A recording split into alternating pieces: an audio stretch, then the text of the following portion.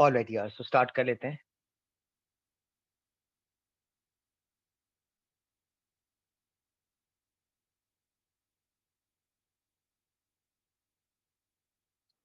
यार we were doing electrostatics in the previous class. थोड़ा सा काम जो बच गया है वो होपफुली आज कंक्लूड हो जाएगा। सो द नेक्स्ट वर्किंग जो डिस्कस करनी है that comes under the heading of relationship between the electric field strength E and electric potential V.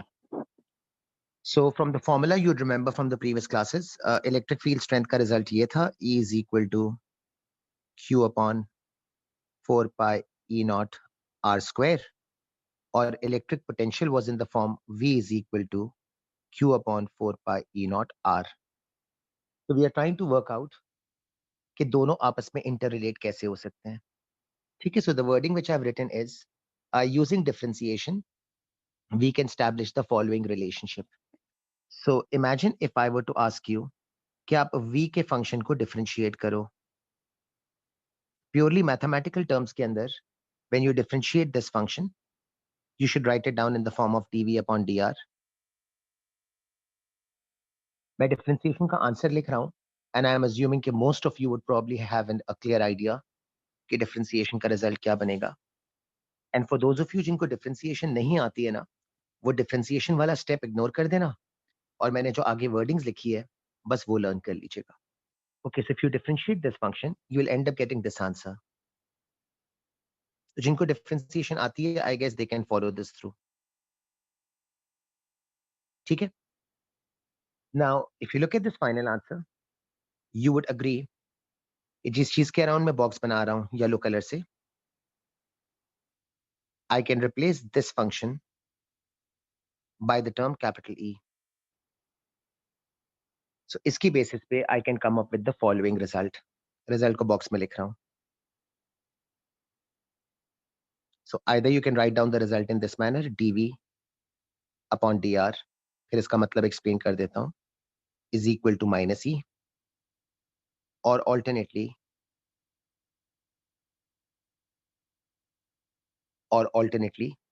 I can write down the same relationship as follows. दोनों में से जो भी आपको सूट करे।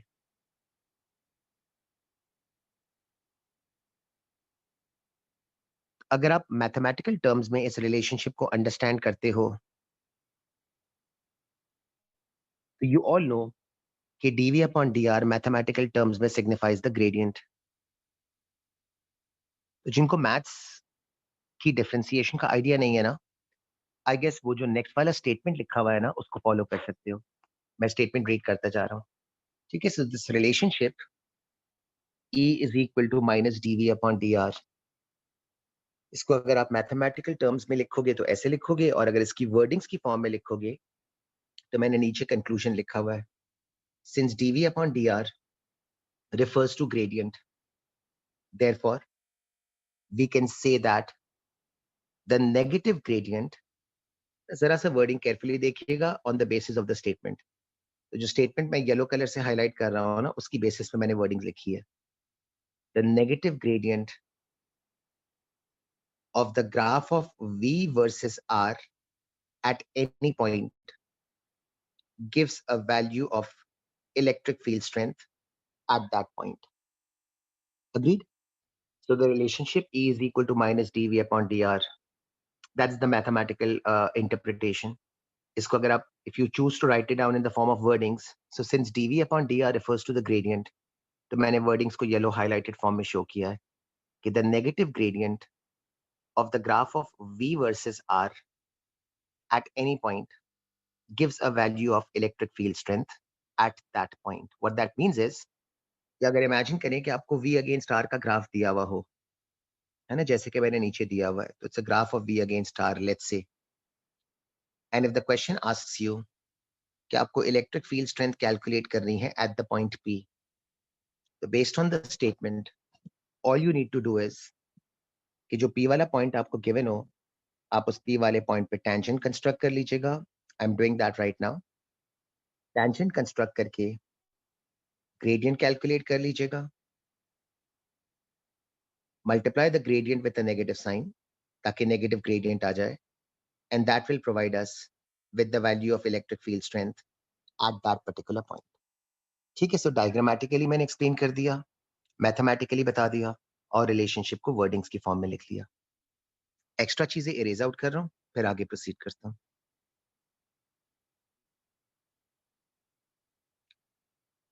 ठीक है, now we can draw a tangent at that point B. हाँ, अली ने सही लिखा हुआ है.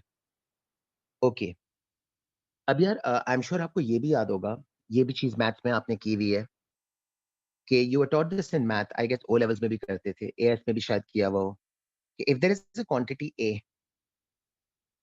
जिसको आप डिफरेंशिएट करते हो, and if you got a quantity let's suppose B, तो यूजिंग द रिवर्स रूल आप लोग मैथ्स में ये पढ़ते थे कि अगर आप बी को इंटीग्रेट करोगे तो आपको ए वाला फंक्शन दोबारा मिल जाना चाहिए. So as long as once again जिन्होंने मैथ की हुई है they can relate to this idea. If differentiation of A gives you B, then the integration of B should give you A. So based on that reversal technique, let me scroll up a bit ताकि आप next वाला statement read कर लो.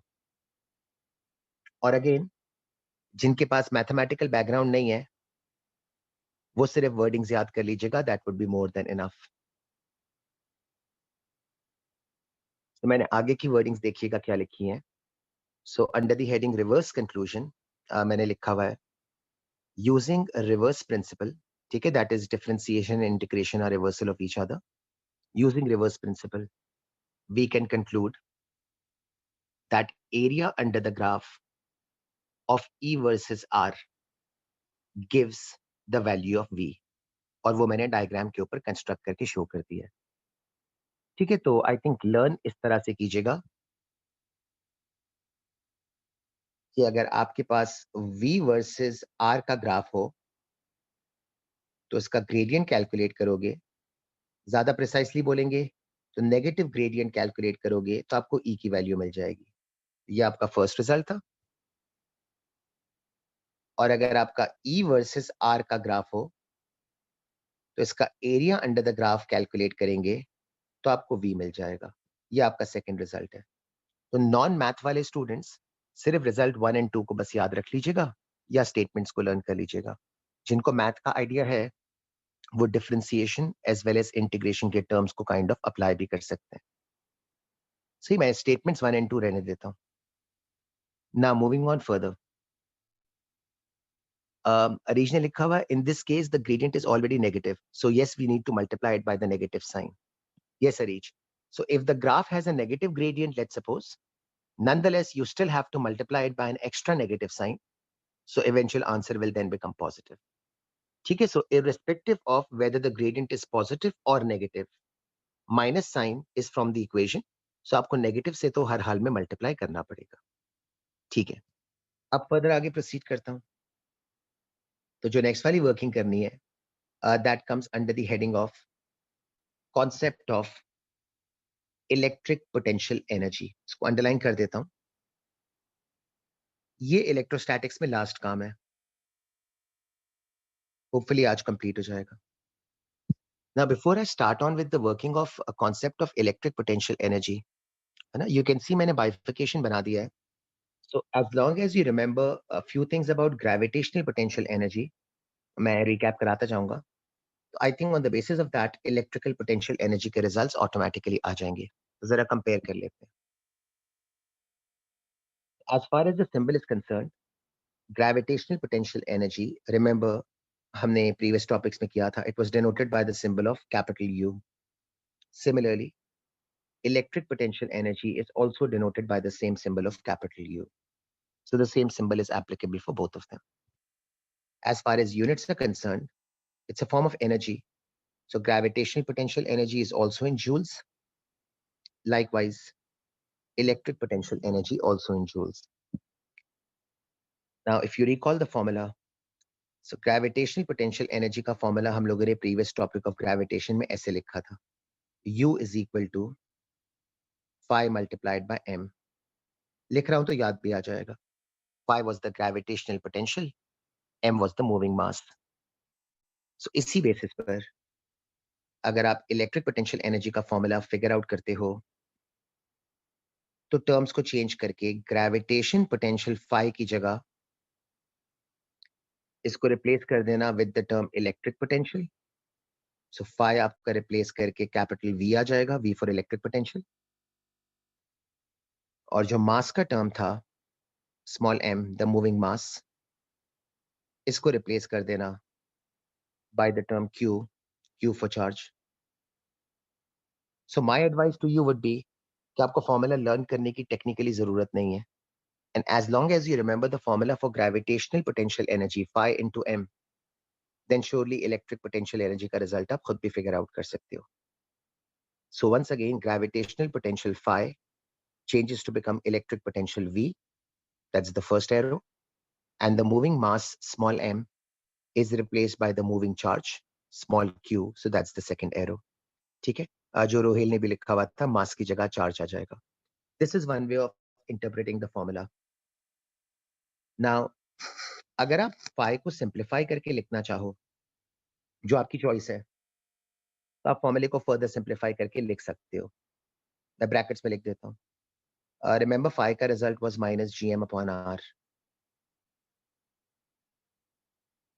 If you multiply this by the M, तो आपका final result ये बन जाएगा। मैंने दोनों के अराउंड बॉक्स बनाया हुआ है, फिर आपको जो सूट करे वैसे लर्न कर लीजिएगा।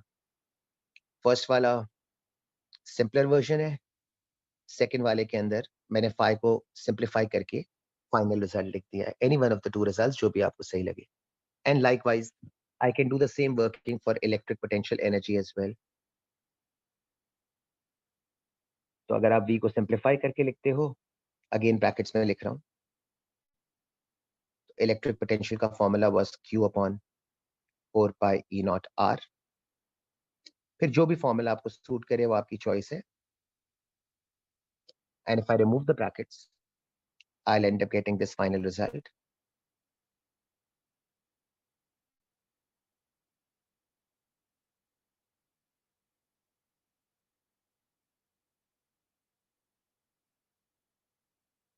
ठीक है, नाउ आई थिंक आपको डायग्राम को देख के खुद भी इस बात की रिकग्निशन तो होगी। देखिए यहाँ माइनस साइन लिखी हुई है, मैंने सर्कल भी कर दिया है। मैं जरा हाईलाइट करके भी लिख दूं, the sign was taken into consideration. ये मिटा दूंगा, ये हॉरिबल लग रहा है। So the sign was considered while calculating the value of gravitational potential energy। इसीलिए मैंने यहाँ वर्डिंग्स लिख दी है, साइन तो नहीं लगाई, कि the sign of the charges must be taken into consideration. ठीक है, काफी दफा स्टूडेंट्स ये कहते हैं सर आप साइन क्यों नहीं लगाते हैं, आप वर्डिंग्स में क्यों लिख रहे होते हैं? बिकॉज चार्जेस के दो टाइप्स ऑफ साइंस होते हैं, तो मुझे प्लस भी लगाना पड़ेगा, माइनस भी लगाना पड़ेगा। I guess it just makes more sense कि मैं प्लस और माइनस लगाने के बजाय सेपरेट वर्डिंग्स की फॉर्म में उसको लिख लिया करूं। ठीक है, तो ग्रेविटेशन में इशू नहीं होता था, इट वाज ऑलवेज माइनस, तो लिख देना सेंसिबल था। इलेक्ट्रिक पोटेंशियल के अंदर charges have two different types of signs, either plus और माइनस, तो स्टेटमेंट की फॉर्म में जरा रीइंस्टेट करना कन्वीनियंट होता है। अब इस फॉर्मूला को यूज कैसे करेंगे? नाउ यू माइट से कि सर दो डिफरेंट फॉर्मूलाज हैं, बट टेक्निकली ये एक ही फॉर्मूला है। The formula 1 is probably the simpler version, और फॉर्मूला 2 के अंदर मैंने काइंड ऑफ इसको ओवर सिंप्लीफाई कर दिया था by plugging in the value of the. So दोनों फॉर्मूलाज को अप्लाई कैसे करना है उसकी एक वर्किंग देख लेते हैं। मुझे एक्चुअली 3 एग्जांपल्स कराने हैं, मैं 1 2 3 करके एग्जांपल्स के भी लेबलिंग कर देता हूँ। ठीक है, so the next heading, how do we apply the above formulas. So formula for electric potential energy use कैसे करना है ना, उसकी एक जस्टिफिकेशन देख लेना।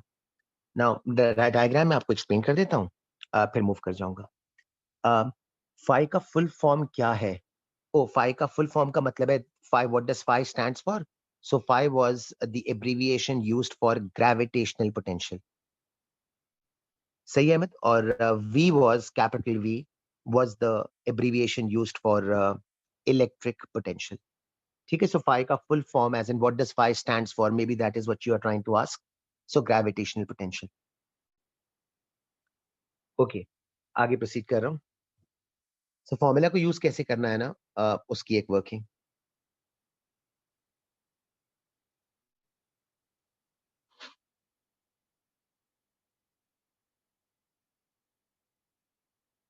आप थोड़ा सा डायग्राम को जरा फॉलो कर लो बिफोर आई गेट स्टार्टेड, और फिर मैं इसको एक्सप्लेन कर देता हूँ।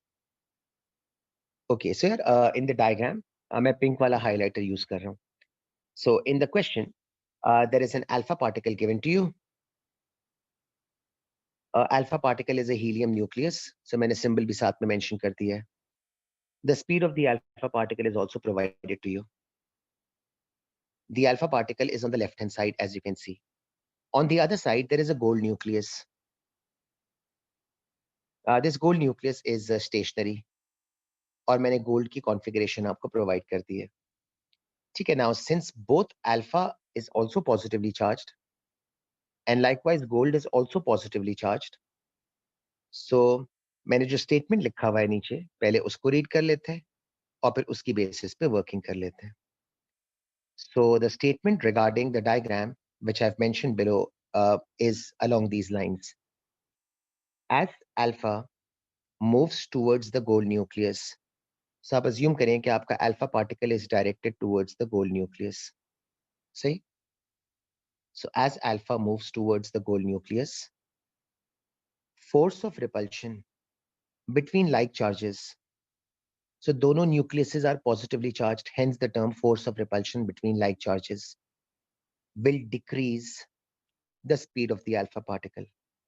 That is, there will be a loss of its kinetic energy. और फिर further आगे मैंने लिखा हुआ है, based on electrostatics, we can say that this loss in kinetic energy will get converted into gain in electric potential energy, the formula that we did just now. तो पहले ये statements को जरा address कर लेते हैं. Now I'm sure you would all appreciate कि O levels के अंदर या even AS के अंदर जब आप mechanics पढ़ते थे, जहाँ पर हम masses की बात करते थे, तो mechanics में हमारा एक बहुत ही stereotype सा statement ये होता था, usually work energy power के अंदर, कि whenever there is going to be a loss in kinetic energy, mechanics में हम ये बोलते थे, this loss in kinetic energy always brings about a gain in gravitational potential energy. So if that statement holds true in case of mechanics where we are dealing with masses, जाहिर है mechanics की बजाय अगर electrostatics की बात हो जाए और masses की बजाय अगर charges की बात हो जाए, तो surely आपका term gravitational potential energy change करके it should be replaced by the term electric potential energy. So the statement kind of makes sense. तो अगर mechanics के अंदर if it was gravitational potential energy, तो electrostatics के अंदर it should be electric potential energy. So hence, coming back to the diagram, ये मैं सारा erase कर रहा हूँ. ठीक है, so coming back to the diagram, as the alpha particle moves towards the gold nucleus, force of repulsion between like charges will decrease the speed of the alpha particle. That is, there will be a loss in its kinetic energy. Based on electrostatics, we can say that the loss in kinetic energy will be equal to the gain in electric potential energy. अच्छा, अब आगे लिख रहा हूं. At one point, its kinetic energy will become zero.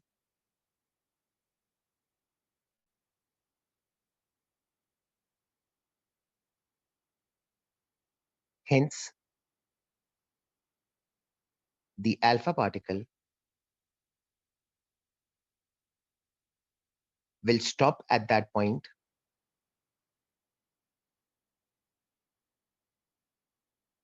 for a moment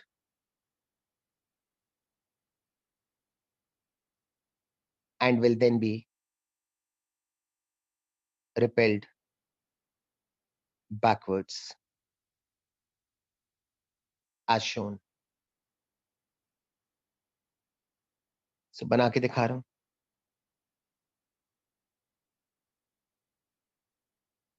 So this is the gold nucleus, which was stationary.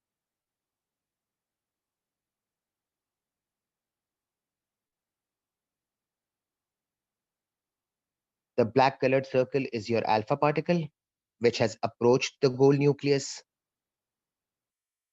And if I were to assume कि इस point पर जाकर let's suppose आपका alpha particle एक instance के लिए rest पर आ जाता है, तो rest में आने का physically मतलब ये बनता है कि the kinetic energy of the alpha particle at this point has actually become zero. Or you can even say that all of the kinetic energy of the alpha particle has been completely converted into electric potential energy. So इस point पर, whenever the kinetic energy becomes zero and the alpha particle comes to rest for a moment, we can conclude that its kinetic energy has been completely transformed into electric potential energy. So what should happen now? So the idea is कि इस point पर ही एक moment के लिए rest पर आएगा, and then the repulsive force will throw this alpha particle back towards its original position, जिसको मैंने इस तरीके से लिख दिया है wordings के अंदर, repels away. So इस diagram के अंदर जो distance मैं आपको pink वाले marker से mark करके दे रहा हूं,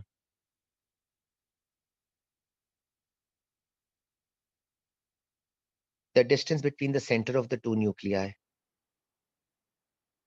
ठीक है, जो distance मैंने diagram के ऊपर orange color से draw कर देता हूं,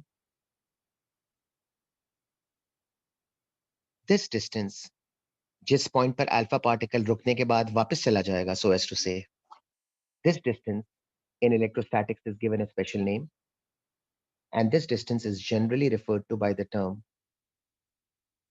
distance of closest approach. So let me repeat myself. If anyone is wondering कि distance of closest approach क्या है, तो आपका thought process ये होना चाहिए कि as the alpha particle approaches the stationary gold nucleus, the repulsive force causes a loss in its kinetic energy. Consequently, there is a gain in electric potential energy. The second statement ये होना चाहिए कि when the kinetic energy reduces all the way down to zero, the alpha particle at that moment will come to a state of rest because all of its kinetic energy has been completely converted into electric potential energy. Then from that resting position, that alpha particle is going to repel backwards. So the distance established between the two particles, center to center, that distance denoted by the symbol of D in the diagram is referred to by the term distance of closest approach. So in simple terms, distance of closest approach is the minimum distance that can be established between the two like charges, because इसके और ज़्यादा करीब alpha particle नहीं जा सकता. Hence, I'm saying this is the minimum distance that can be established between the gold nuclei and the alpha particle. And from this point onwards, आपका alpha particle repel back हो जाएगा. So मैंने distance को mark कर दिया diagram के ऊपर. And this is the closest the alpha particle can get to the gold nucleus. Hence the term distance of closest approach. See? Okay. If I were to ask you, मैं Ryan की wording read कर लूँगा. The initial speed of the particle can affect this distance. बिल्कुल सही है. So जो Ryan का statement है ना, for his statement is kind of right that the initial speed is definitely going to affect this distance. In fact, once I'm done with this calculation, ना मैंने next part में वही पूछना है जो रायन ने actually कहा हुआ है. So the initial speed definitely is going to affect this distance. So that is rightly pointed out. Anyway, so as I was saying, अगर मुझे ये distance calculate करना हो,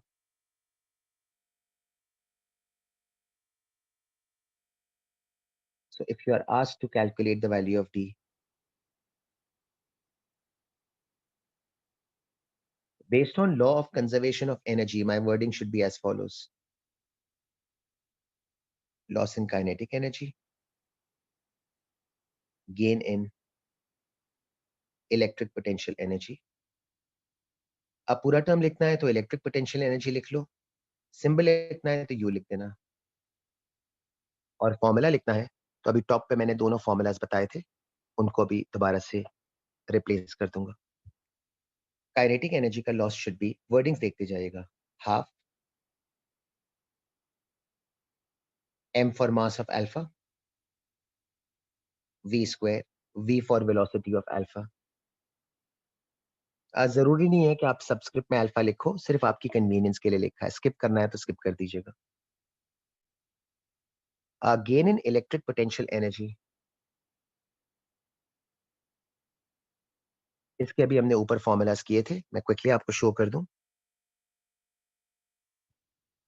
फॉर्मूला 1 किया था और फॉर्मूला 2 किया था, बस एक नजर दोनों फॉर्मूलाज को देख लीजिएगा। फिलहाल तो मैं सेकंड वाला यूज कर रहा हूँ। काफी लोग कहते हैं सर सेकंड वाला क्यों यूज कर रहे हैं, फर्स्ट वाला क्यों नहीं? तो बेटा मुझे डिस्टेंस कैलकुलेट करना है, डिस्टेंस का टर्म आर सेकंड फॉर्मूले में आता है, फर्स्ट में आता ही नहीं है, तो जाहिर है यूज करने का सेंस बनेगा नहीं। ठीक है, जरा सेकंड वाला फिलहाल याद रख लें, या तो खैर दोनों ही रख लें। अप्लाई अभी करके दिखाता हूँ।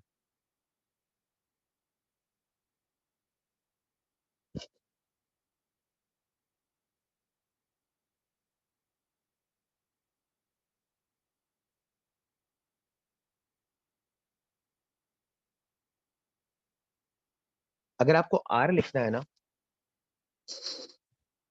तो मुझे एतराज कोई नहीं है, बस फिर आप डायग्राम के अंदर भी अपने सिंबल को चेंज करके, जो मैंने डी लिखा था इसको चेंज करके आर बना दीजिएगा, then it's fine,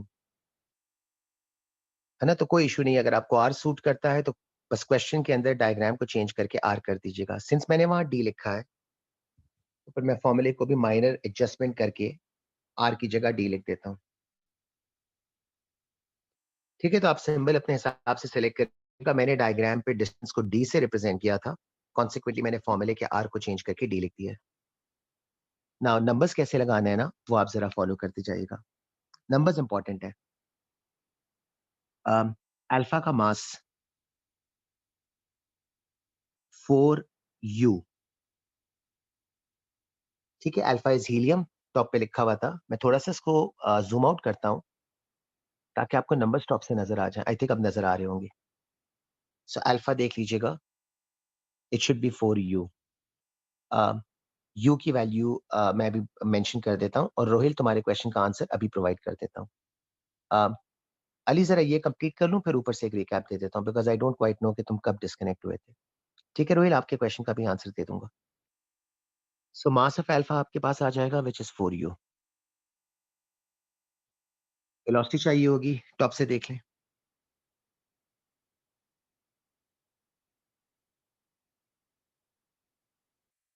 two times 10⁵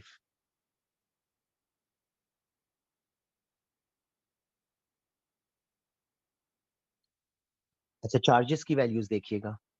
capital Q is charge of gold.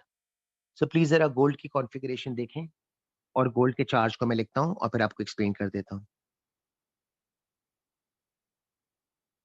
Symbol देखिएगा गोल्ड के लिए। गोल्ड के न्यूक्लियस में 79 प्रोटॉन्स होते हैं। सो पहले मैंने प्लस लिखा है to signify the positive charge of the proton. 79 protons होते हैं, तो प्लस के साथ 79 लिख दिया, और E is the charge of the proton. सही। रायन तुम बहुत दूर की चीज पूछ रहे हो, जरा सा रुक जाओ बेटा, पहले मैं ये तो वर्किंग करा दूं। सो चार्ज के अंदर +79 ई के टर्म को आप जरा देख लें। So proton is positively charge, plus इसकी वजह से आ रहा है। There are 79 protons in the gold nucleus, तो 79 आ गया, और ई आपके पास चार्ज ऑफ द प्रोटॉन है, सो मैंने +79 ई लिख दिया फॉर गोल्ड न्यूक्लियस। अच्छा, स्मॉल क्यू जो है, which is for the alpha particle, तो again plus, because nucleus contains positive charge. There are two protons, so +2, and E is the charge of the proton.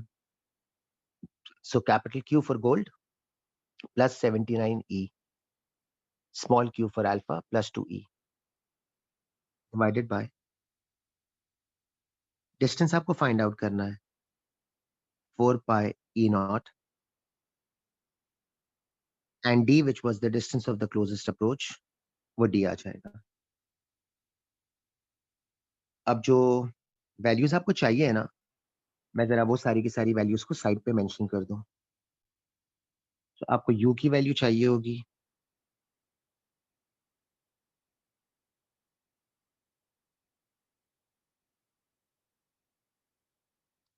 आपको electron के charge की value यानी proton के charge की value चाहिए होगी basically.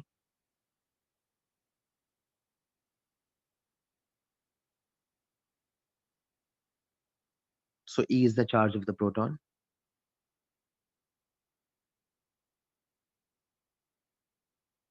E not चाहिए होगा।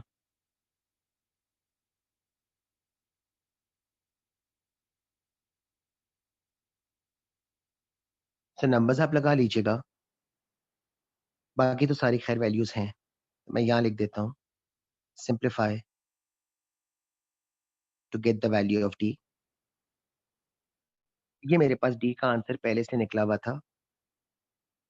So this answer of D is telling me this is the closest that the alpha particle can get to the gold nucleus in this particular case, which means in the given diagram, the distance of closest approach will be 2.7 times 10 to the power of minus 10. इस point पर आकर, इतने distance पर आकर, so as to से आपका alpha particle rest पर आ जाएगा। फिर एक मोमेंट पे रेस्ट पे आने के बाद अल्फा पार्टिकल रिपेल्स बैकवर्ड्स और वो अपने ओरिजिनल वाले स्टार्टिंग पोजीशन की तरफ वापस जाना शुरू कर देगा। ठीक है, अब मैं एक एक करके पहले आंसर्स दे दूं। सो अली, पहले तो मैं आंसर दे देता हूँ। सो Ali, as the alpha particle moves towards the gold nucleus, since they are both like charges, तो मैंने ये लिखा था कि the force of repulsion between the like charges will cause the speed of the alpha particle or the kinetic energy of the alpha particle to decrease. And then based on law of conservation of energy, all of this loss in kinetic energy of the alpha particle should get converted or transformed into gain in electric potential energy. इसके बाद मैंने suggest किया था कि at one point when the kinetic energy of the alpha particle is going to become zero, तो उस point पर alpha particle एक मोमेंट के लिए स्टॉप करेगा और फिर उसके बाद the repulsive force will take over. तो consequently, right after that point, the alpha particle is going to be repelled backwards, as you can see in the diagram. So the instant when the alpha particle comes to rest, when its kinetic energy becomes zero, or you can say when all of its kinetic energy converts into electric potential energy, at that point, the distance established between the two nuclei, center to center, the distance labeled in the diagram using an orange marker D, that distance is known as the distance of closest approach. और जब तुमने दोबारा join किया था, तो मैं calculation के अंदर डिस्टेंस ऑफ क्लोजेस्ट अप्रोच की वैल्यू को कैलकुलेट कर रहा था, जो हमने वर्कआउट करके निकाल ली है। तो अली, पहले तुम्हारी तरफ से एक कुछ कंफर्मेशन आ जाए। All right. अच्छा, इसके बाद रायान ने मुझसे क्वेश्चन पूछा हुआ था, at what speed would the charge particle be repel backwards. तो रायन, जब चार्ज पार्टिकल बैकवर्ड्स रिपेल करेगा ना, तो उसकी कोई कांस्टेंट स्पीड नहीं होगी। जैसे ही वो रिपेल बैक करेगा, उसकी रेस्ट से स्पीड बढ़ना शुरू हो जाएगी। So we can't comment on कि वो कितनी स्पीड से रिपेल बैक करेगा, because the value of the speed will keep on changing every instant by instant. जिस तरह जब अल्फा पार्टिकल आ रहा था ना, तो उसकी स्पीड रायन प्रोग्रेसिवली कम होते होते होते होते जीरो पर हो गई थी।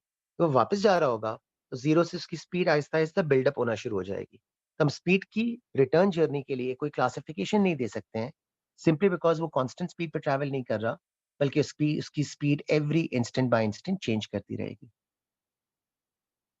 ओके, रोहिल ने कहा था, if the initial speed is greater, then can it come more close.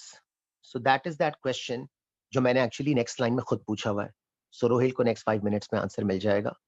अब यार, ये डिस्टेंस तो हमने स्टैब्लिश कर लिया, एंड आई एम श्योर आप लोग अप्रिशिएट करेंगे, थोड़ी देर पहले रायान ने भी ये कहा था कि this distance will largely depend on the initial speed of the alpha particle, because जितनी ज्यादा स्पीड के साथ आप अल्फा पार्टिकल को प्रोजेक्ट करोगे, इस डिस्टेंस को आप उतना ही कम कर सकते हो, है ना। सो अगर आप इस वर्किंग के बिल्कुल बाद में, जैसे ही मैं स्क्रॉल अप करता हूँ ना, तो रोहिल के क्वेश्चन का आंसर आ जाएगा। तो the question that he is asking, उस क्वेश्चन का और उसका आंसर भी मैंने दिया हुआ है। तो आप जरा पूरा का पूरा स्टेटमेंट, सब लोग, जो रोहेल ने क्वेश्चन एड्रेस किया था ना, उसका क्वेश्चन और उसके क्वेश्चन का आंसर मैंने दोनों लिखा हुआ है। बिकॉज ये क्वेश्चन सारे स्टूडेंट्स पूछ ही रहे होते हैं, तो मैंने पहले से ही लिखा हुआ होता है। तो जरा आप ये पूरा स्टेटमेंट खुद रीड कर ले, और रीड करने के साथ साथ इसका आंसर भी रीड करके मुझे ओके कर दें कि आपको क्वेश्चन का समझ आ गया है आंसर। पूरा रीड कर लीजिएगा।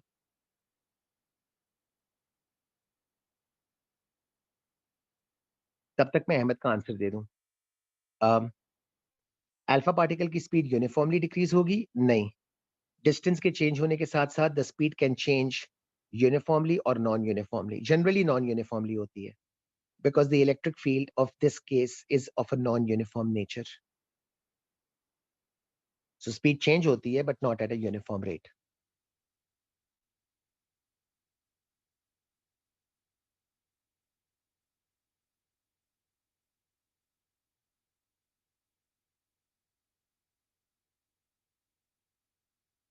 रोहिल ने पूछा हुआ है, so can we figure out the initial speed if we keep the distance zero?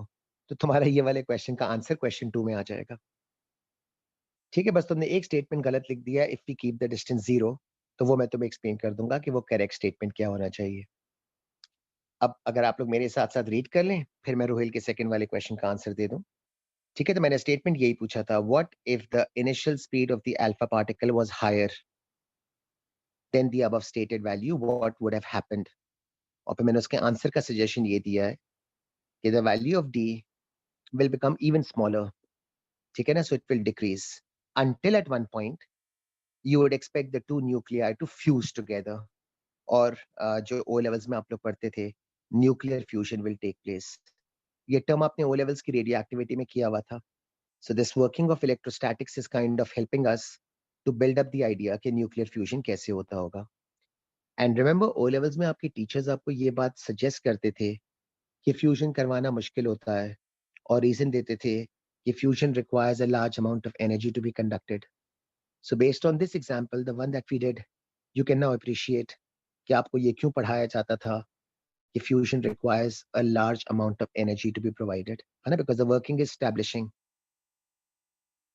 कि आपकी kinetic energy का loss will get converted into electric potential energy.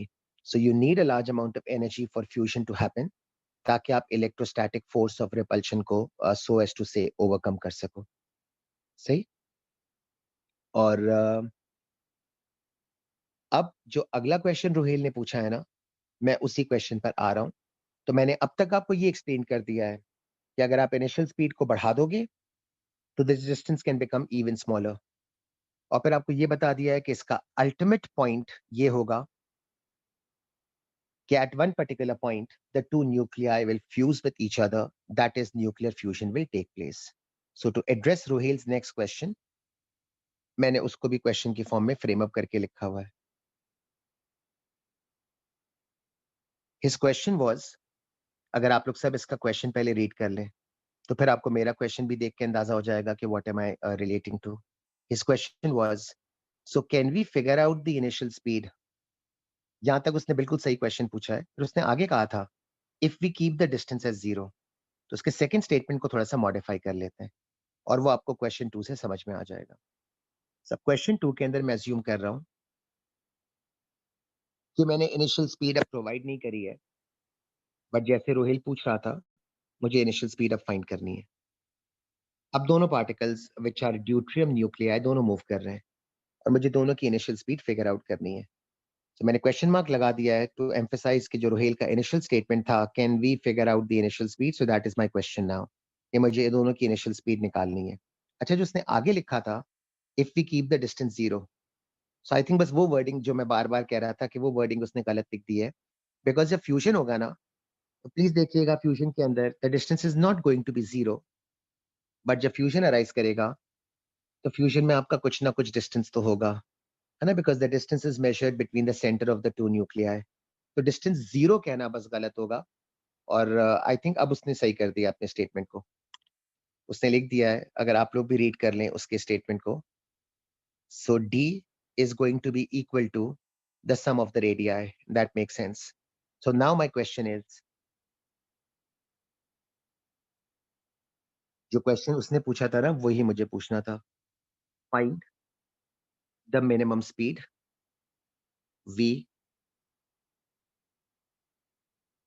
which is required for them to fuse together. ठीक है, so मैंने initial status बना दिया है, मैंने final status बना दिया है. The question is now asking you, कितनी speed चाहिए होगी so that they can fuse together.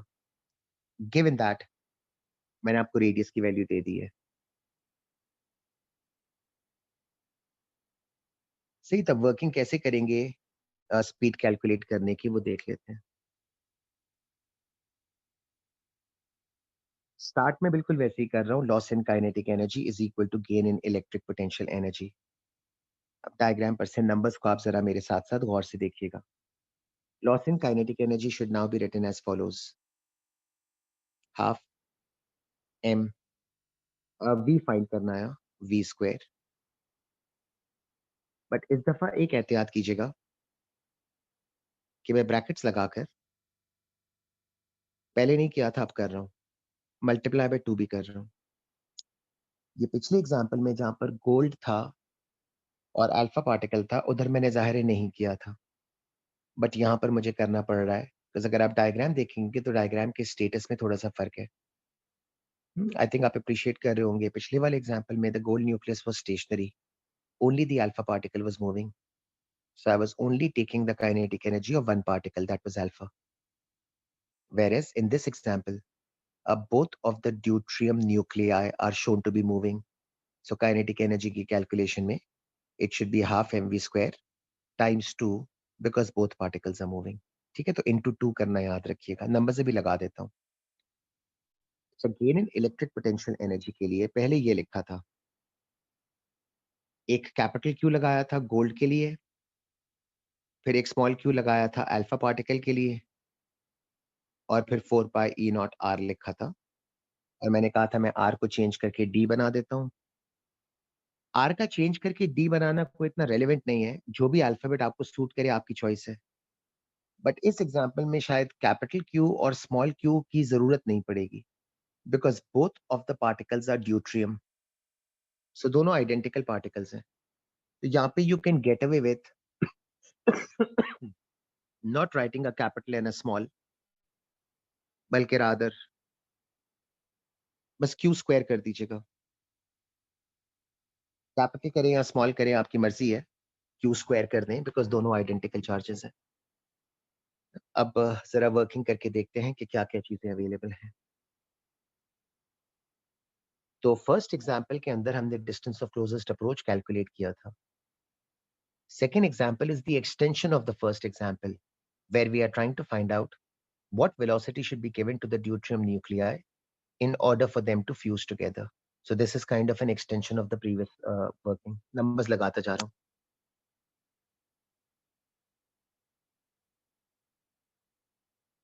पहले मास देख लें प्लीज. मास की वैल्यू टॉप से देखिएगा 2u.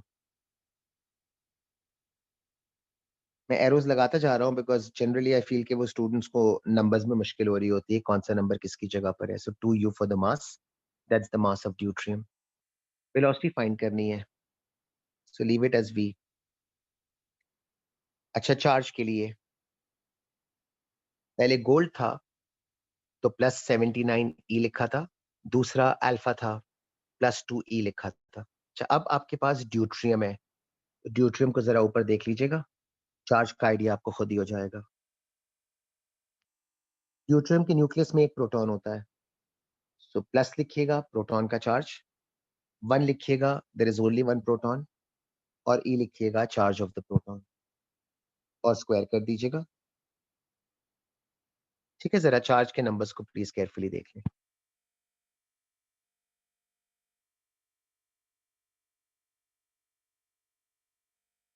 डी की जगह क्या लिखेंगे? मैं सारी वैल्यूज को जरा साइड पे दोबारा लिख रहा हूँ, इंक्लूडिंग डी. मेरा ख्याल है आप खुद भी जज कर लेंगे. You should be same numbers. E naught भी सेम है,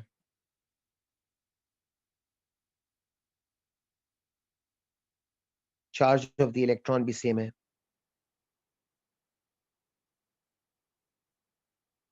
and if you are wondering कि डी कितना होना चाहिए, तो डायग्राम से देख लें.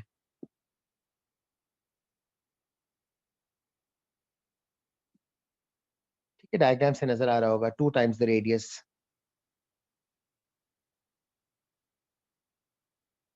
मैंने रेडियस की वैल्यू क्वेश्चन में दी हुई थी, अंडरलाइन कर रहा हूँ।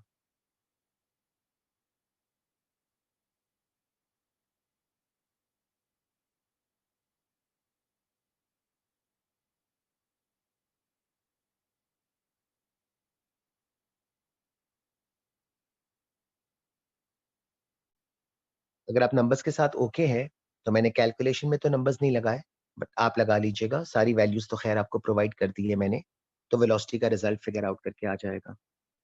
तो the answer that we are getting over here, ठीक है, this kind of answers what Rohail was asking कि can we calculate the initial velocity, so yes we can, but the only difference was as I suggested, the distance should not be kept zero, but rather the distance is measured from the center to the center. So in this case, the distance was 2 times the radius. All right. So this answer is telling us कि अगर आप deuterium के particles को इतनी velocity के साथ project करोगे ना, 1.35 times 10 to the power of 6 towards each other, then there is a possibility that these particles will combine together, or you can say they will undergo the process of fusion. See, Ahmad ने पूछा हुआ fusion में distance zero क्यों नहीं लेते? Because बेटा distance zero नहीं हो सकता ना। फ्यूजन वो है जो आपको इस डायग्राम पे नजर आ रहा है ना। Distance was always measured from centre to centre, तो देखो ना जीरो तो हुआ ही नहीं है, तो कैसे जीरो ले लूं बेटा? दो पार्टिकल्स को भी टच करोगे तो उनके सेंटर टू सेंटर का डिस्टेंस जीरो तो नहीं हो सकता ना बेटा, तो जीरो कैसे लूंगा? ठीक है, so even if the two particles are in contact with each other Ahmad, the distance D basically refers to the distance from the center of one particle to the center of the other particle. So how can that become zero? It will always be 2 times the radius, जो ऊपर रायान ने लिखा है।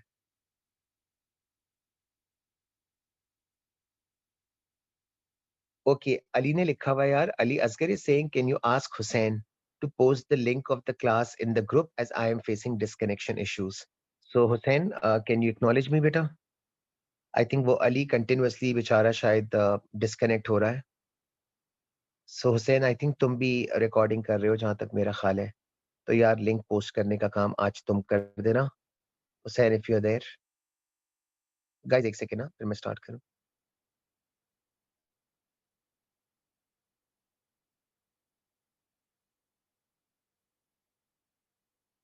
यार I don't know Hussain है या नहीं है, मैं एक सेकंड चेक कर लूं। हाँ हुसैन, मुझे तुम्हारा नाम तो स्क्रीन पे नजर आ रहा है और रिकॉर्डिंग ऑप्शन भी तुम्हारा ऑन है। हुसैन बस एक्नॉलेज कर देना if you can hear me कि यार तुम्हें लिंक पोस्ट करना पड़ेगा, बिकॉज आई थिंक वो अली नहीं कर पा रहा है।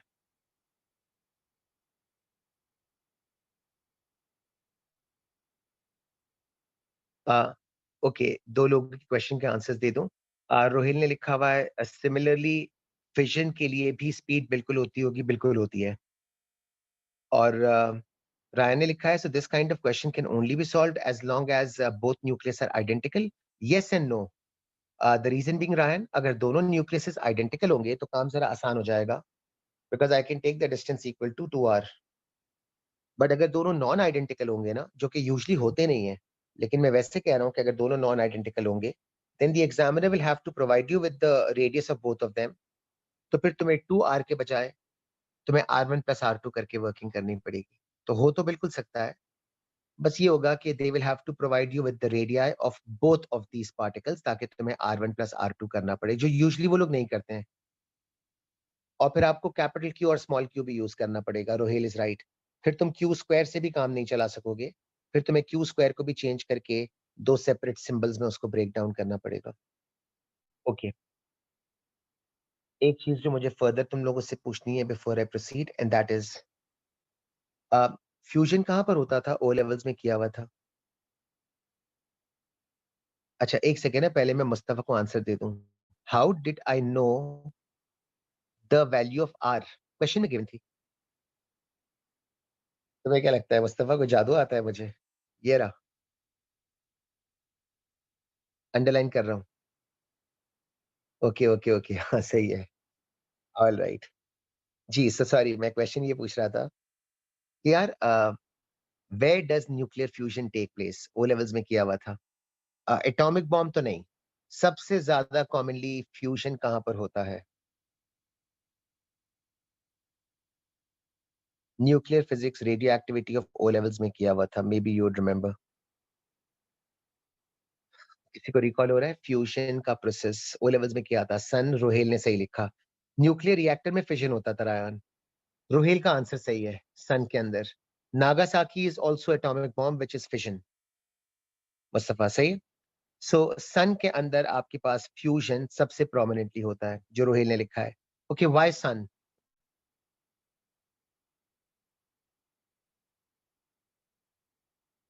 तो सन में क्यों इतनी कन्वीनियंस के साथ फ्यूजन हो जाता है रोहेल भाई? More energy can be provided. किस फॉर्म में? अहमद ने आंसर सही दिया है, heat. I think I will go with heat for obvious reasons. सही है ना? सन परफेक्ट आंसर था। Reason, more energy can be provided. किस फॉर्म में? हीट। सो आई गेस फिर आप नेक्स्ट वाला क्वेश्चन खुद ही एड्रेस कर सकते हो।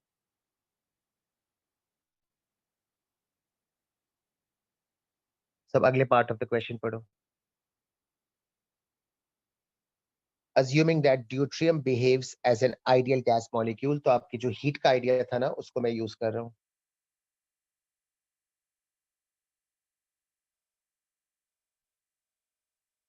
Calculate the temperature needed for fusion to take place. ठीक है, so now the question is saying, assuming that the deuterium nuclei discussed above are behaving as ideal gas molecule, how much temperature would be needed in order for the process of fusion to take place?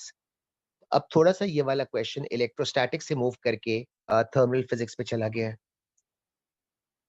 और I guess you would appreciate इसकी working अब मुझे ऐसे करनी चाहिए based on the formula of thermal physics.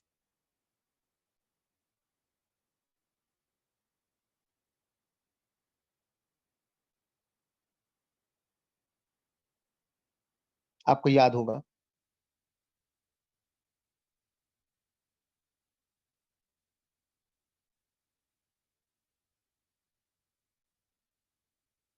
जो find करना है ना, वो मैंने रेड से लिखा हुआ है।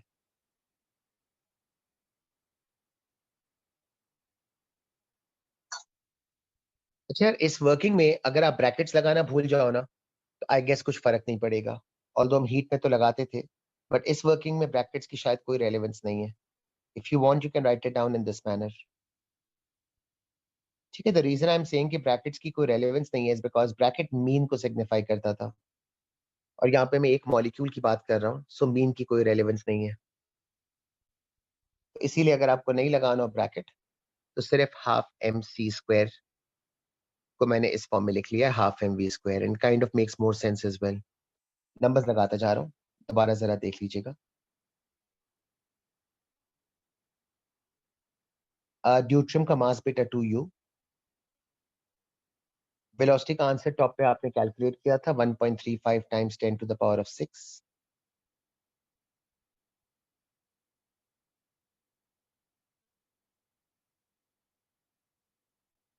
Equals 3/2। K was Boltzmann constant. I think the value was 1.38 times 10 to the power of minus 23, I believe. And T is the temperature.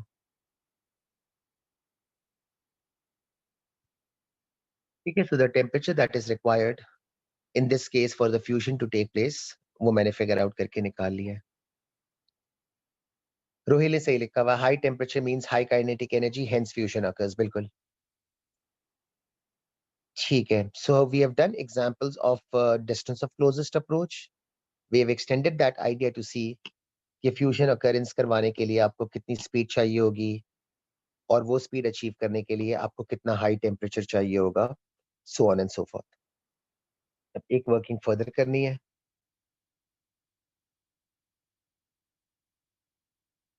So this is the third example. I try to accommodate this example over here.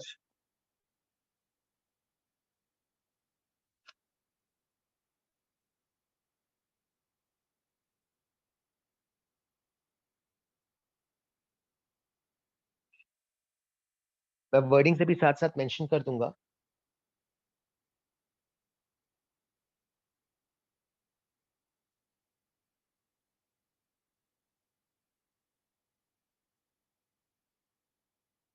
Okay, imagine कीजिएगा there is a charge particle.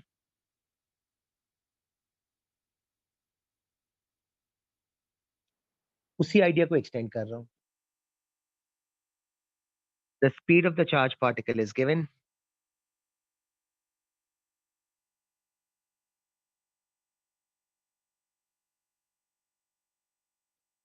One extra information for this charge particle is कि इसका specific charge given है। Now for those of you who are wondering कि specific charge किस चीज को बोलते हैं, तो पहले मैं वैल्यू को लिख लूं और आप यूनिट्स देखेंगे तो शायद आप जज कर लेंगे what is specific charge. Before I continue, पहले जरा यूनिट्स को देख लें। कूलम्स पर किलोग्राम। नहीं, तो specific charge in physics simply refers to the ratio of charge coulombs per mass kilograms। Exams में Q अपॉन M अक्सर नहीं लिखते हैं वो लोग, एंड चार्ज अपॉन मास के रेशियो को they refer to that by the term specific charge. So आपको स्पीड गिवन है, आपको इसका स्पेसिफिक चार्ज गिवन है। अच्छा, दूसरी साइड पे again there is a stationary nucleus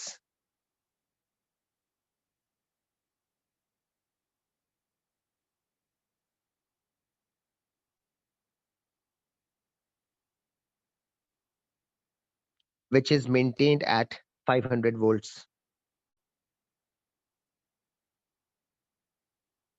and the question is asking you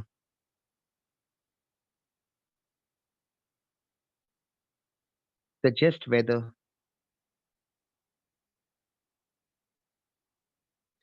the above speed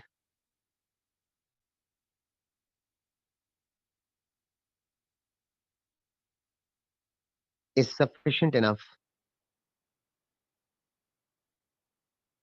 for fusion to occur।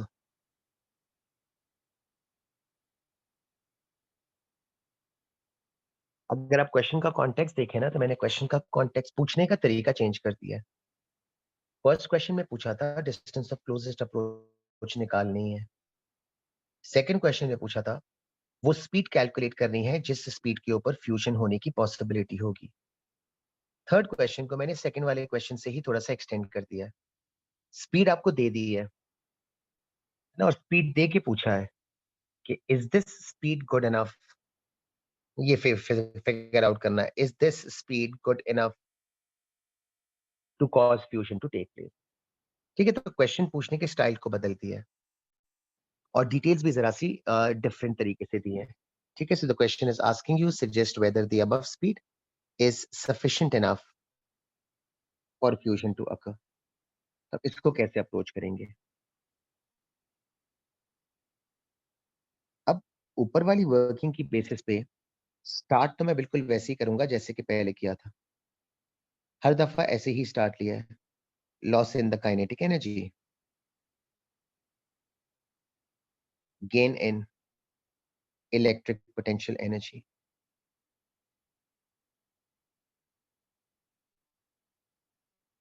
Then loss in kinetic energy can be replaced by the term half mv square। You can argue at this point कि sir मास given नहीं है, पिछले questions में given था, इसमें मास given नहीं है, and rightly so, बाकी मास गिवन नहीं है, so we can take care of that later. अच्छा, इलेक्ट्रिक पोटेंशियल एनर्जी के लिए ऑल्दो ये फॉर्मूला मैंने अभी कराया था और हमने यही फॉर्मूला दो एग्जांपल्स में यूज किया था, लेकिन अब इस वाले फॉर्मूले का कोई खास फायदा नहीं है, क्योंकि अगर आप क्वेश्चन देखें तो क्वेश्चन में आपको वोल्टेज की वैल्यू दी हुई है, तो शायद अब ये वाला फॉर्मूला यूज करने का सेंस बनता नहीं है, बिकॉज इसमें वोल्टेज का टर्म ही नहीं आ रहा। तो I am much better of कि ये वाला फॉर्मूला लिखने के बजाय जो ओरिजिनल फॉर्म था उसको लिख लूं। ठीक है, तो प्रीवियस क्वेश्चंस के अंदर वर्सेस इस वाले क्वेश्चन के अंदर मुझे एडजस्टमेंट क्वेश्चन की बेसिस पे करनी पड़ रही है। तो सिंस वोल्टेज गिवन है, सो आई एम बेटर ऑफ कि मैं V इंटू क्यू वाला फॉर्मूला यूज कर लूं। अब now imagine if I make V the subject.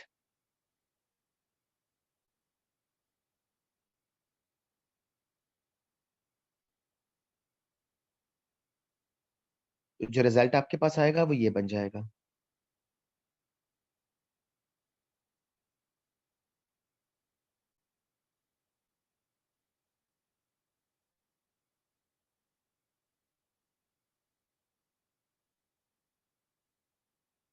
और अगर आप नोट करें तो शायद इस तरह से लिखने का मेरा एडवांटेज ये है, जो वोल्टेज का टर्म आ रहा है मैं इसको रिप्लेस करके 500 कर सकता हूँ, जो मुझे गिवन है क्वेश्चन में। मैंने फॉर्मूले को अपने क्वेश्चन की टर्म्स में अडेप्ट किया है। जो डिटेल्स गिवन थी ना, मैंने फॉर्मूले को मोल्ड किया है ताकि मैं उन डिटेल्स को यूज कर सकूं।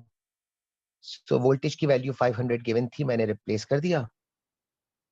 And in case if you are wondering कि Q अपॉन M का क्या करेंगे, मेरा ख्याल है वो आप खुद ही सोच सकते हैं।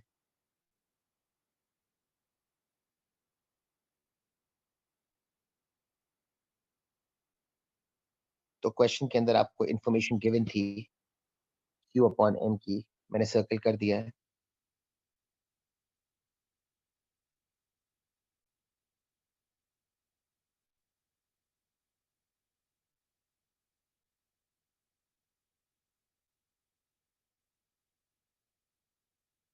काफी स्टूडेंट्स इस पॉइंट पे ये क्वेश्चन पूछते हैं कि सर आप वेलोसिटी क्यों कैलकुलेट कर रहे हैं? वेलोसिटी तो हमें ऑलरेडी गिवन है। There is no point in us calculating the velocity because it's already provided to us in the question. If you recognize the reason why I'm calculating this velocity is because whatever answer I get from here, I can now state that this is the velocity that is required for the process of fusion to take place.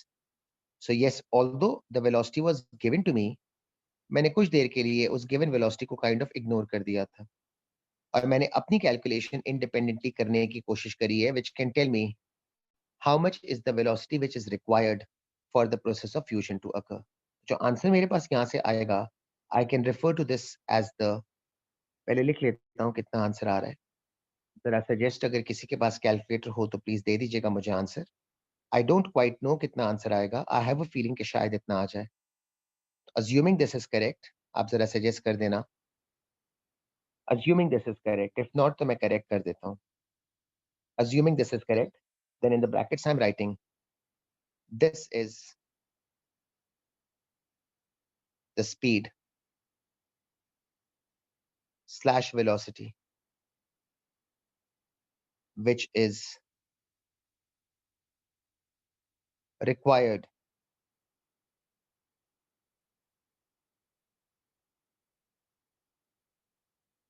for fusion to occur. ठीक है, so I've technically ignored the value that was given to me and I have rather done the calculation based on the fact that I've tried to figure it out for myself how much is going to be the minimum velocity that is needed for fusion to take place. Assuming this answer to be correct, if anybody has, okay, Sulaiman ne likha hua hai. So assuming this answer to be correct, 1.7 times 10 to the power of 5, my statement goes, this is the speed slash velocity which is required for fusion to occur. और फिर अब final statement लिख रहा हूँ।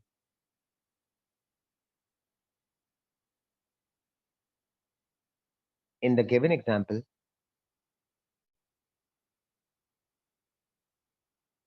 comma, particle was projected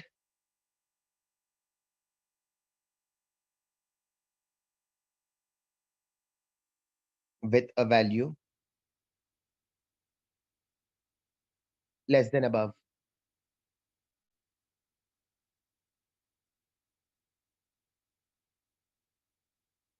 That is 1.0 times 10 to the power of 5. ठीक है, अब मैंने यूज कर लिया।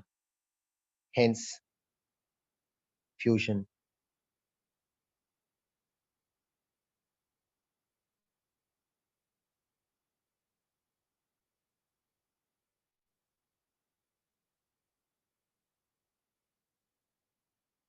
ठीक है, सो हम लोगों ने जो एग्जांपल्स किए हैं उसमें हमारा फर्स्ट एग्जांपल था how to calculate the distance of closest approach. Second example था how can we calculate the velocity that is needed for the process of fusion to occur. और थर्ड एग्जांपल के अंदर I give you a velocity and you are asked to figure out is that velocity good enough for the process of fusion to take place or not. इसके अंदर we did reverse working कि as in I took the numbers provided to me so that I can calculate how much is the velocity's minimum requirement. The answer which I got was 1.7 times 10 to the power of 5. Then I compared this answer with the given value of 1.0 times 10 to the power of 5 only to realize that this is the speed which is required for fusion to occur, 1.7 times 10 to the power of 5. In the given example, particle was projected with a value less than above, that is 1.0 times 10 to the power of 5 meters per second, hence fusion will not occur. ठीक है, अब एक final चीज बच गई है, 5 minute का break ले लूं, फिर मैं ग्राफ्स की वर्किंग करनी है, तो वो नेक्स्ट वाली स्लाइड पे मूव करके करा देता हूँ। सॉरी यार।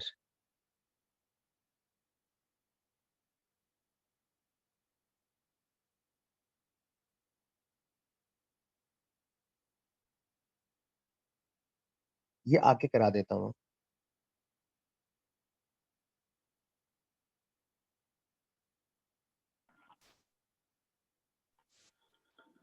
ऑलराइट, तो 3 ग्राफ्स बनाने बेसिकली सिंपल से ही है। graph of electric potential energy U versus R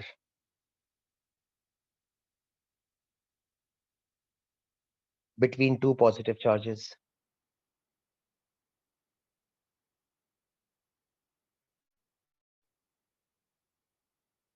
पहले ग्राफ बना देता हूँ, उसके साथ साथ उसका रीजन लिख लेता हूँ। एग्जाम में रीजनिंग भी पूछते हैं, तो जरा याद रखिएगा। So for two positive charges if you are asked कि आपकी इलेक्ट्रिक पोटेंशियल एनर्जी का ग्राफ कैसे बनेगा, और अगर रीजनिंग पूछी हुई हो, शेप के बारे में नॉर्मली स्टूडेंट्स को प्रॉब्लम नहीं होता। I think almost everyone inevitably realises कि the formula does tell them कि शेप किस तरह का होगा, and as I am writing down the formula you would also appreciate you can't really go wrong with the shape because simply u की relationship अगर आप distance r के साथ देखोगे तो आई थिंक देख के तो आइडिया हो ही जाता है, इनवर्स प्रोपोर्शन है। So we already know what kind of shape we are going for. ठीक है, अब कैसे बनेगी वो जरा देख लेते हैं। सो पहले मैं स्टेटमेंट लिख लूं, as positive charges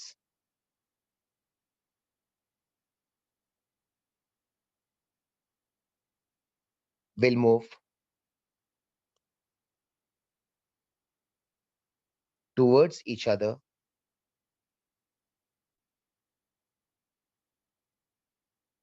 force of repulsion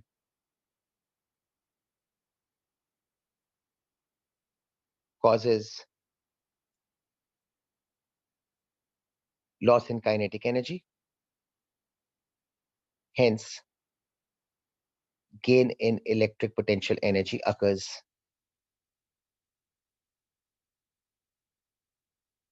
तो अगर आप वर्डिंग के साथ ओके हैं, as the positive charges will move towards each other,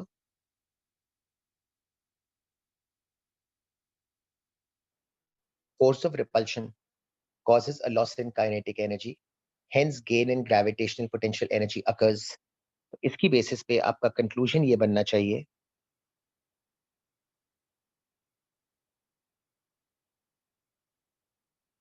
कि the graph should be such that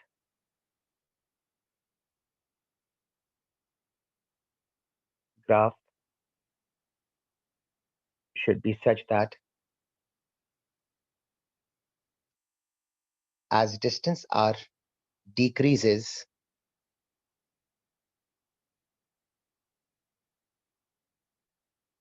electric potential energy must increase.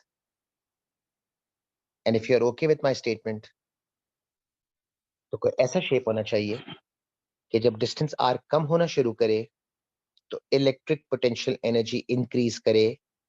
I guess this kind of a shape inverse की भी condition को satisfy करता है और साथ साथ इस बात को भी सेटिस्फाई करता है कि जब डिस्टेंस कम होना शुरू करेगा तो इलेक्ट्रिक पोटेंशियल एनर्जी इंक्रीज करेगी.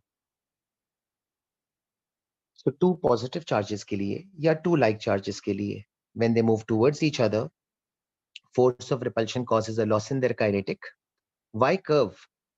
अहमद, इनवर्स प्रोपोर्शनल में तो बेटा स्ट्रेट लाइन कभी आज तक तो बनी नहीं है, अनलेस कि सुबह सुबह फिजिक्स और मैथ्स के रूल्स बदल गए हों, तो मुझे नहीं पता. लेकिन इनवर्स प्रोपोर्शनैलिटी में तो हमेशा कर्व ही बनता है ना अहमद, स्ट्रेट लाइन तो कभी नहीं होता बेटा. ओ लेवल से याद करो, प्रेशर और वॉल्यूम वर इनवर्स प्रोपोर्शन, बॉयल्स लॉ, सब में कर्व्स बनाते आए हैं. मोमेंट्स के अंदर force and distance were inversely proportional, curve बनता था, है ना. Pressure and area were inversely proportional, curve बनता था. y is equal to 1 upon x, वो भी कर्व बनता था, सही. So conclusion, graph should be such that distance कम होने के साथ साथ electric potential energy must increase. बना लिया. अच्छा, अब अगर आपको बी वाले की वर्किंग करनी हो, टू नेगेटिव चार्जेस.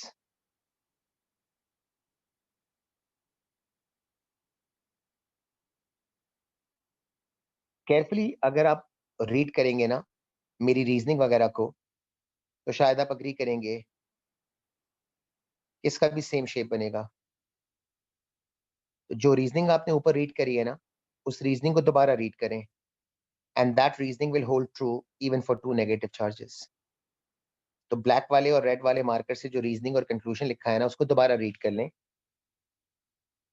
मैं वापस तो नहीं लिख रहा.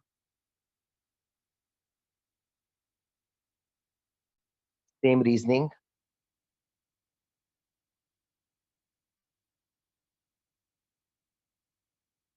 Same conclusion,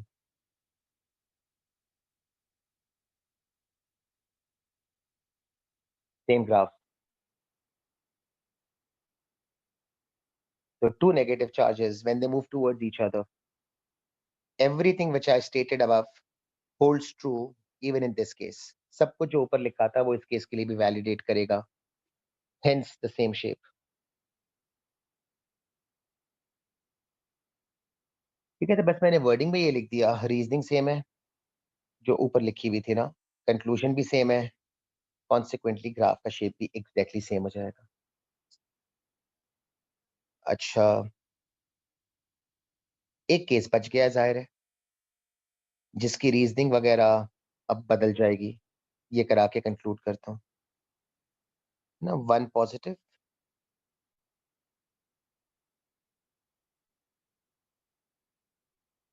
and one negative charge. Basically, unlike charges.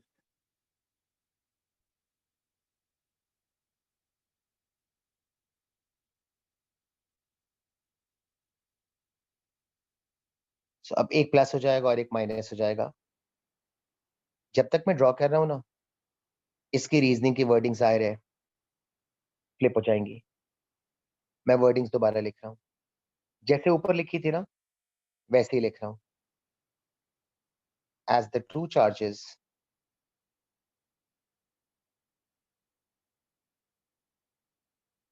move towards each other,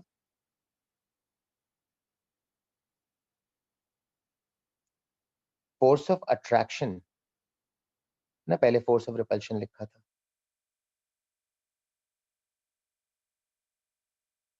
causes a gain in kinetic energy. Therefore, loss in electric potential energy occurs.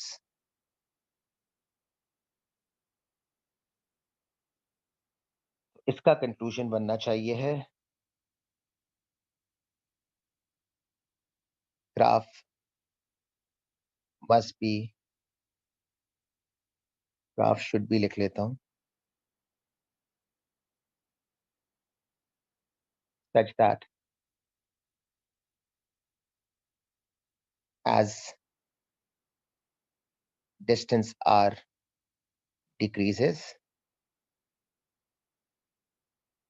electric potential energy must also decrease.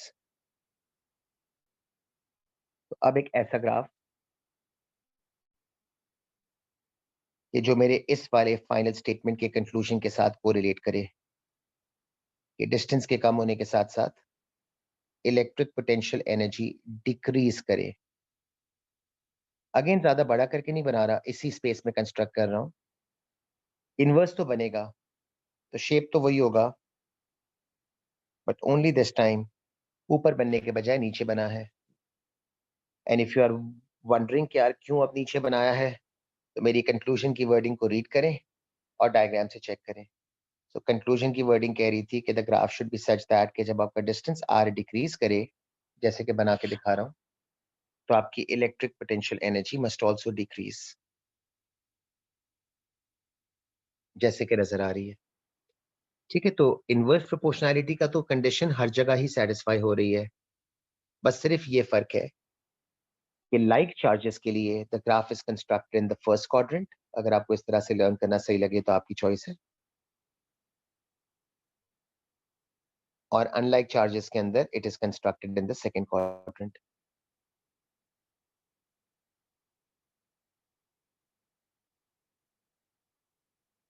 ठीक है guys, यहाँ पर आज वाली class में conclude कर रहा हूँ, फिर नेक्स्ट वाली क्लास में इसके क्वेश्चंस वगैरह करा दूंगा।